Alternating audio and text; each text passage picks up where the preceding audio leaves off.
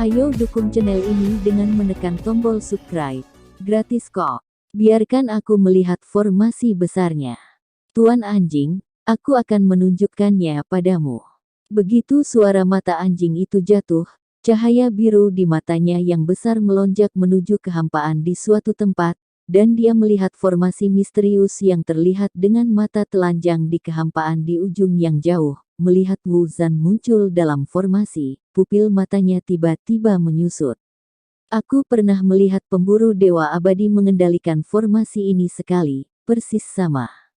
Setelah formasi itu muncul, Wu Zhan segera mengkonfirmasi bahwa ini adalah formasi perubahan awan Cirrus katanya.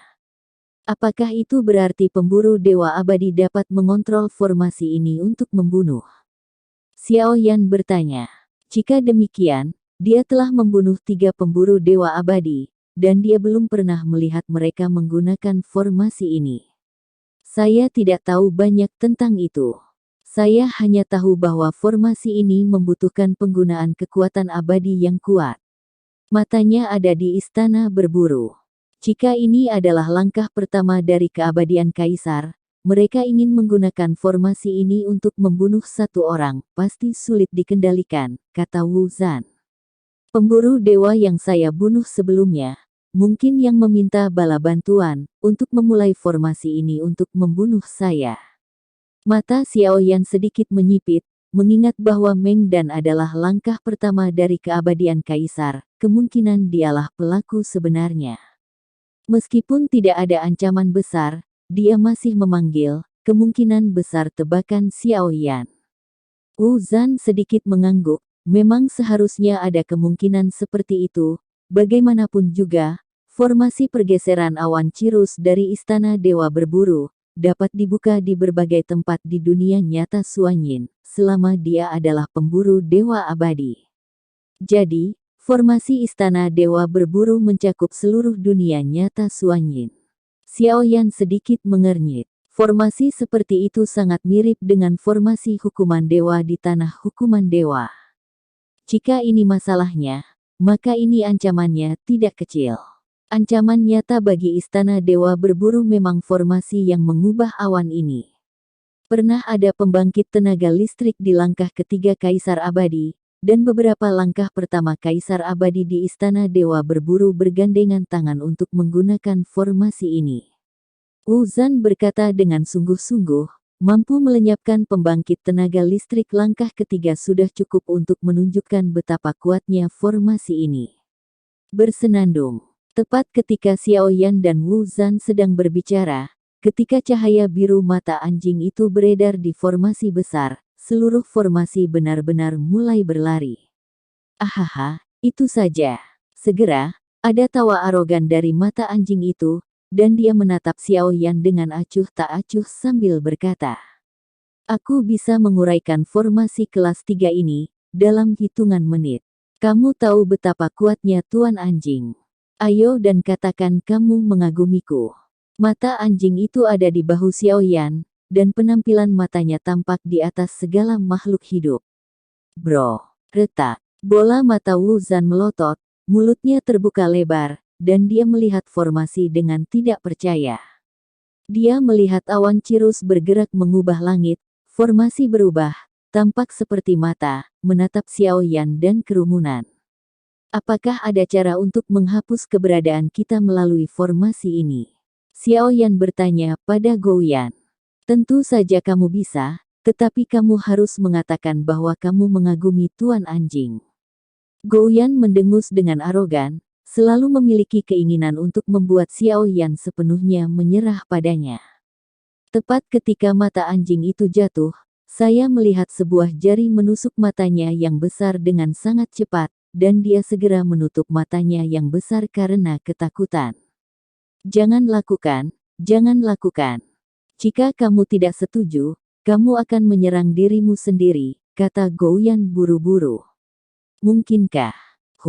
Tuan Anjing, aku tidak menyerah pada kekuatan cabul, dapat dikatakan bahwa orang-orang berada di bawah atap. Mata Gu Biaogou belum menyelesaikan kata-katanya ketika jari-jarinya menyerang lagi, menyebabkannya menghindar lagi karena ketakutan. Lap, usap, Garis-garis seperti mata perlahan tertutup. Uzan benar-benar lamban dan dia tidak bisa mengerti. Aku benar-benar melakukannya, aku sangat mengaguminya. Tanda seru petik 2. Kata Wu Zan ragu-ragu. Dia mengagumi Tuan Anjing. Benar saja, Tuan Anjing, saya masih sangat tak terkalahkan di dunia ini. Anda sangat baik, Tuan Anjing, saya sangat menyukai Anda. Setelah saya berdiri, Tuan Anjing, aku pasti akan membawakanmu minuman yang enak dan pedas. Xiao Yan mengabaikan mata anjing itu. Setelah melakukan semua ini, dia menepuk kelinci Bingyun dan menyapu ke ujung kehampaan lagi.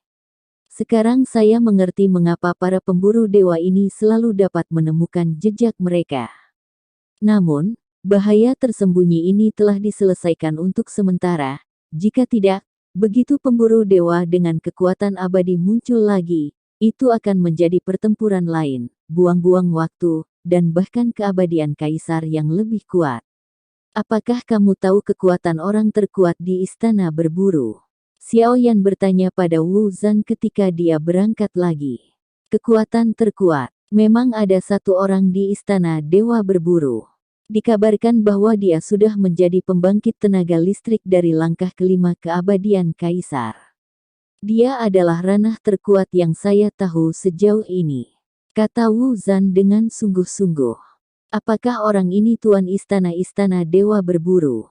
Tanya Xiao Yan. Wu Zan menggelengkan kepalanya setelah mendengar ini, dan ekspresi aneh muncul di wajahnya.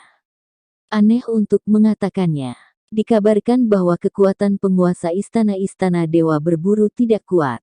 Kekuatan sebenarnya adalah 8 abadi yang mengikutinya, yang satu lebih kuat dari yang lain. Suanyin benar-benar kuat di dunia, orang terkuat hanya mencapai langkah kelima dari keabadian kaisar.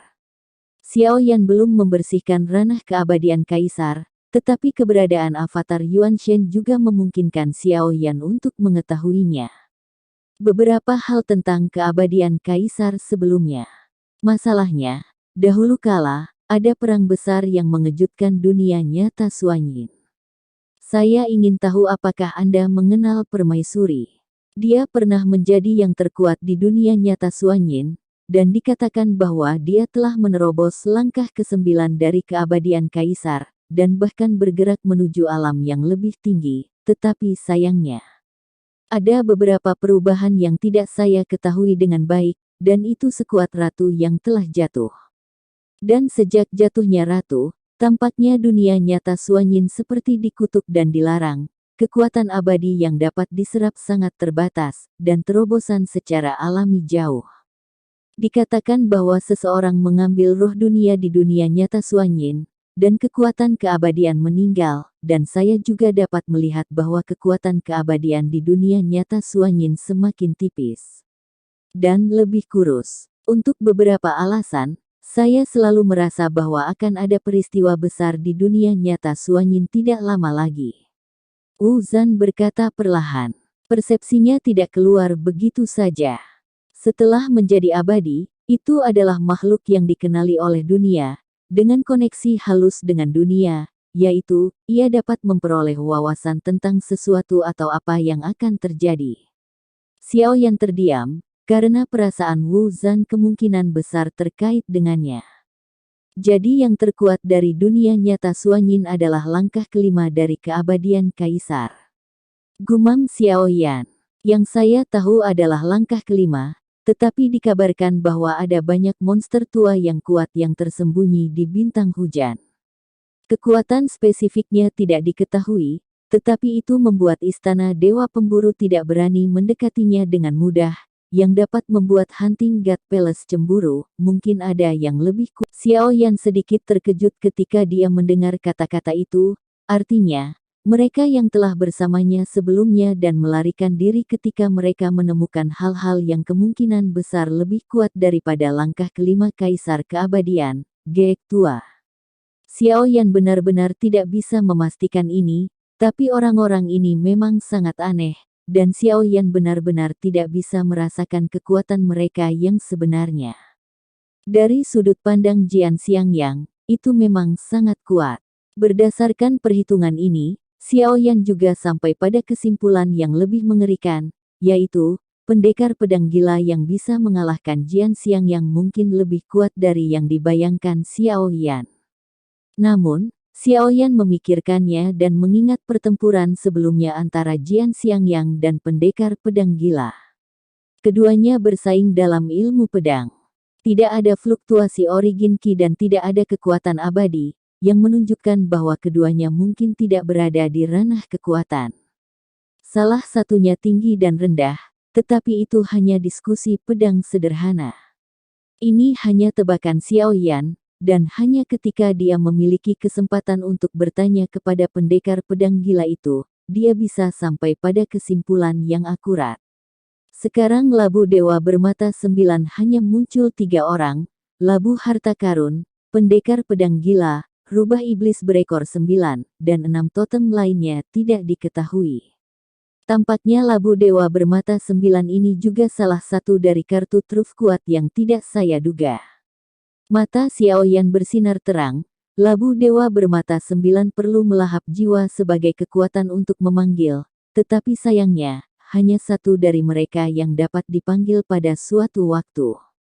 Jika 9 seon dari labu dewa bermata 9 dapat dipanggil pada saat yang sama, kekuatan tempur semacam itu.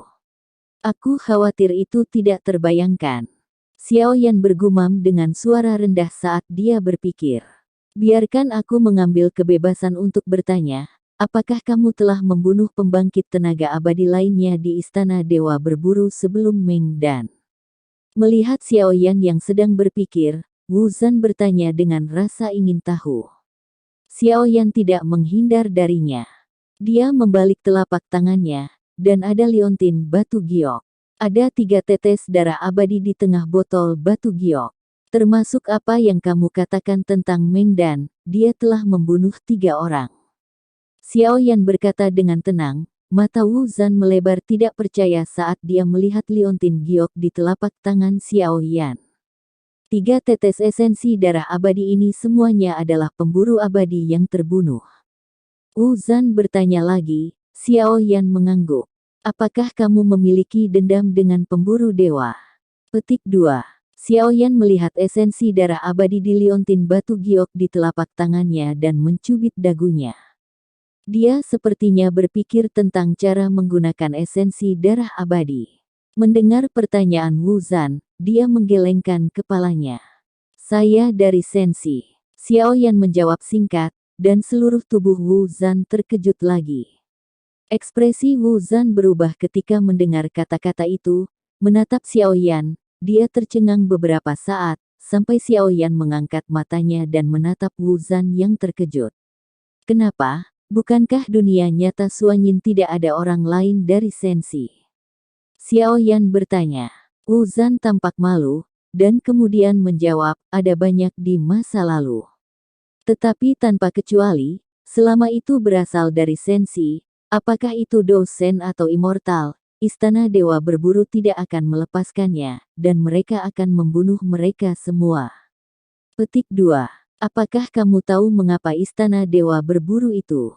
Apakah kamu menolak orang-orang dari Sensi seperti ini? Xiao Yan sedikit mengernyit ketika mendengar ini, jadi, dia kurang lebih baik ketika dia membunuh 3 abadi dari Istana Dewa Berburu sebelumnya. Saya tidak tahu alasan pastinya, tetapi saya mendengar bahwa itu adalah kepala istana dari Istana Dewa Berburu, Su Hao. Wu Zhan menggelengkan kepalanya. Ketika dia tahu bahwa Xiao Yan berasal dari Sensi, tubuhnya tampak sedikit gelisah. Pada saat ini, hati saya jelas menyesal, dan masih ada kesempatan untuk mengikuti Xiao Yan ke dalam jurang, tetapi kata-kata dari Sensi, yaitu, jelas bahwa itu adalah musuh dewa perburuan istana. Baginya, langkah pertama dalam keabadian kaisar, tidak diragukan lagi jalan buntu. Su Hao. Aku punya kesempatan untuk bertemu dengannya dan bertanya mengapa dia memiliki kebencian yang begitu besar terhadap Sensi. Xiao Yan berkata dengan sedikit marah. Wu Zhan mendengar bahwa itu adalah garis hitam, dia melihat Xiao Yan duduk bersilangan. Berkaki di Bingyun Rabbit, Xiao Yan, yang hanya memiliki kekuatan dewa pertempuran, tidak dapat melihat untuk sementara waktu. Waktu masih ada, dan dalam sekejap, kecepatan kelinci Bingyun mulai melambat. Setelah mata anjing itu memecahkan awan cirrus dan mengubah langit di sepanjang jalan, tidak ada pemburu dewa yang melacak jejak Xiao Yan. Oleh karena itu, jurang kutub, yang semula diperkirakan membutuhkan waktu 2 tahun untuk dicapai, kini telah tiba dalam waktu kurang dari 1,5 tahun. Sebelum datang ke sini, Xiao Yan sudah membayangkan seperti apa jurang itu, tapi itu masih melebihi harapan Xiao Yan. Saat memasuki wilayah kutub jurang, tempat ini ditutupi dengan sejumlah besar kerikil. Dari kejauhan, ketika mereka berkumpul, tampak seperti awan kabut. Hanya setelah memasuki kelompok kerikil dan masuk jauh ke dalamnya, saya akan menemukan bahwa situasinya lebih rumit daripada saya bayangkan. Apakah kita sudah memasuki jurang kutub? Xiao Yan bertanya. Terlalu banyak kerikil, jadi kecepatannya harus diperlambat. Belum, tetapi tempat ini telah memasuki perimeter. Hati-hati, ada binatang mimpi buruk di jurang, dan hal-hal ini muncul di dalamnya. Tetapi jika Anda beruntung, Anda biasanya tidak akan menemukan binatang mimpi buruk tingkat raja. Wu Zan mengingatkan. Setelah itu, matanya menjadi jelas lebih waspada. Apakah binatang mimpi buruk tingkat raja sebanding dengan pembangkit tenaga listrik abadi? Xiao Yan duduk bersila di punggung Bingyun Tu. Dibandingkan dengan Wu Zan yang waspada, dia menutup matanya dengan nyaman dan tampak sangat acuh tak acuh. Itu tidak benar, paling-paling itu bisa dianggap sebagai dewa pertempuran bintang 8 atau bintang 9, jawab Wu Zan. Kamu abadi dan masih takut melawan dewa. Xiao Yan bercanda. Binatang mimpi buruk tidak memiliki entitas, jadi sangat merepotkan untuk dibersihkan, dan setelah membunuh binatang mimpi buruk, itu akan menjadi target dari binatang mimpi buruk ini. Selama Anda memiliki kekurangan atau cedera serius di masa depan, binatang mimpi buruk ini akan mengerumuni dan mencabik-cabikmu. Wu Zan tampaknya masih memiliki ketakutan yang tersisa, dan dapat dilihat bahwa dia memiliki pengalaman yang sangat menyakitkan di jurang ini. Kamu harus berhati-hati setelah memasuki tempat ini. Jangan percaya apapun yang kamu lihat di sini. Saat dia masuk perlahan, Wu Zan memperingatkannya tentang hal-hal yang perlu diperhatikan saat memasukinya. Untuk waktu yang lama, di lingkungan yang relatif tenang, terdengar teriakan seorang wanita, dan saya melihat seorang wanita melarikan diri dari ujung yang jauh, pakaiannya acak-acakan, dan ada beberapa Changhong yang mengejarnya. Selamatkan.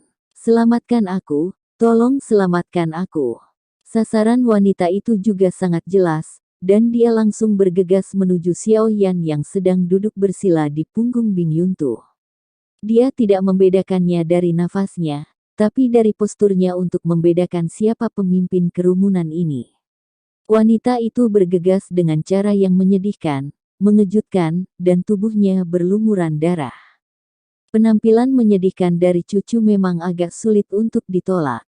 Bantu aku. Wanita itu bergegas menuju Xiao Yan, tetapi tepat ketika dia mendekati Xiao Yan, sebuah telapak tangan tiba-tiba terentang dan meraih lehernya, hanya untuk mendengar bunyi klik. Mata Wu Zan acuh tak acuh, dan dia langsung membunuh wanita itu.